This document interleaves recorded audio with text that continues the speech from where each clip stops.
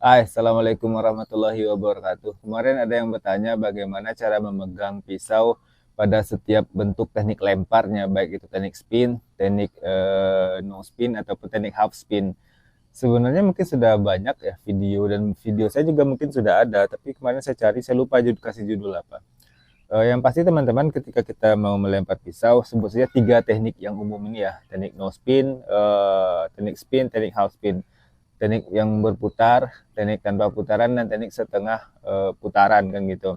Yang pertama tentu kita bedakan dari segi pisau itu dari awal. Kalau teman-teman yang bermula belajar lempar pisau, pisaunya pisau apa dulu? Kalau teman-teman beli pisau yang sedikit panjang, ukurannya biasanya di 30, 31, 32, 33, maka itu teknik spin atau teknik full spin. Jadi kalau pisaunya itu gunakan untuk teknik full spin, walaupun dilempar no spin bisa-bisa juga, cuman kurang efisien kan gitu. Jadi kalau ukuran pisaunya sedikit lebih panjang, ini teknik ini pisau spin saya. Ini pisau spin saya panjangnya di 30 cm lah. Walaupun tidak saya bikin terlalu besar karena khawatir terlalu berat. Kemudian ini pisau untuk no spin dan half spin, tanpa putaran dan setengah putaran. Lihat ukurannya. Ini ukurannya sudah berbeda, gitu. Nah, jadi pastikan dulu pisau kita pisau apa. Jadi kalau teman-teman punya pisau yang full spin, untuk teknik full spin, kalau yang pisau no spin itu bisa di dua teknik. Ini bisa di no spin dan half spin, tanpa putaran dan setengah putaran kalau yang ini. Pertama kita mau bahas pegangan tangan pada teknik spin dulu, teknik yang berputar-putar gitu. Secara umum kita sama-sama ketahui, mungkin mayoritas yang mencari tahu tentang lempar pisau sudah tahu.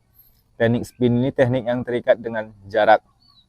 Jadi ketika kita berdiri di jarak ganjil, kita pegang tangkai, jarak genap kita pegang bilah. Jadi teknik spin adalah teknik yang terikat dengan jarak. Jadi nggak bisa instingtif berdiri di jarak berapapun, nggak bisa. Jarak harus diukur, kemudian kita mesti mengetahui jarak. Nah, misal kalau jarak ganjilnya sudah genggam saja seperti ini. Di bagian sini ada yang bilang seperempat pisau. Jadi kalau pisau ini dibagi 4, kurang lebih di sini kan gitu. Ya genggam seperti biasa saja menggenggam. Ini untuk jarak-jarak ganjil. Pegang bagian tangkai. Kemudian untuk jarak-jarak genap ya seperti sama pegangannya seperti tadi. Ini untuk jarak-jarak genap 4, 6 seperti itu.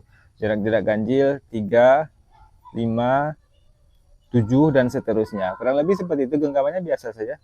Taruh jempol di sini, genggam. Seperti menggenggam pada umumnya lah. Taruh jempol di sini, genggam. Itu untuk teknik spin, teknik yang berputar, yang berotasi. Secara genggaman ya genggaman yang umum saja. Jadi genggam seperti ini saja di bagian tangkai atau di bagian bilah, tergantung dengan jarak. Ada yang bilang seperempat pisau seperti tadi.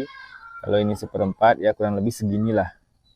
Makanya sudah, lemparkan saja. Begitu kurang lebih kalau untuk teknik spin, cara memegang pisaunya. Kemudian untuk teknik no spin, tanpa putaran. Kalau untuk teknik no spin itu tidak terikat dengan jarak. Jarak berapapun kita pegang bagian tangkai sini. Cara menggenggamnya kalau saya seperti ini. Telunjuk sebagai controller. Ada orang yang genggamnya seperti ini. Pokoknya macam-macam lah. Kalau saya pribadi lebih nyaman pisau itu memang sedikit kokoh di tangan saya. Jadi tidak gampang lepas. Jadi kita bisa ubah kemana-mana, gitu kurang lebih.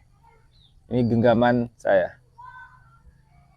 Kemudian ketika kita lempar, maka telunjuk saya otomatis melakukan gesutan di punggung pisau, sehingga pisau tidak berputar sampai kepada target. Kurang lebih seperti itu. Ini jarak berapapun. 3 meter kita begini juga, 4 meter begini juga, 5 meter begini juga, 6 meter begitu juga. Kurang lebih begitu untuk teknik no spin. Hanya saja nanti tergantung semakin jauh jarak, biasanya kita semakin butuh kontrol lebih di telunjuk kita pada pisau. Semakin butuh gesutan yang lebih kuat pada pisau.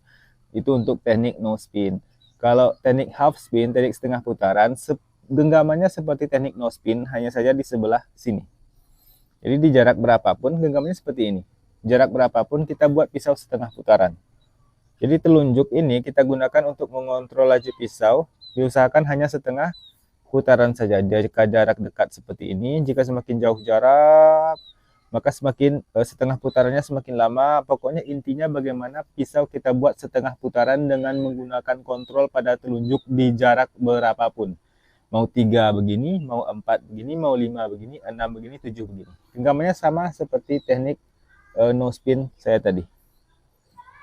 Bisa begini, bisa begini, bebas. Seperti teknik no spin juga kalau untuk pisau yang seperti ini bisa begini, bisa juga begini. Yang mana yang paling nyaman? Kalau saya untuk pisau saya yang bentuknya seperti ini, nyamannya seperti ini. Ada orang yang kalau awal-awal itu dia lebih memilih telunjuknya ini di ujung sekali. Jadi biar dia lebih gampang untuk kontroler gitu. Nah, seperti itu. Tapi kalau saya enggak, saya lebih suka menggenggam kokoh seperti ini. Sehingga pisau memang tidak gampang terlepas dari tangan, bisa dilepaskan hanya ketika saya melemparkan. Jadi jangan lupa ketika saya rilis itu telunjuk sep sep sep, bisa dibayangkan seperti itu.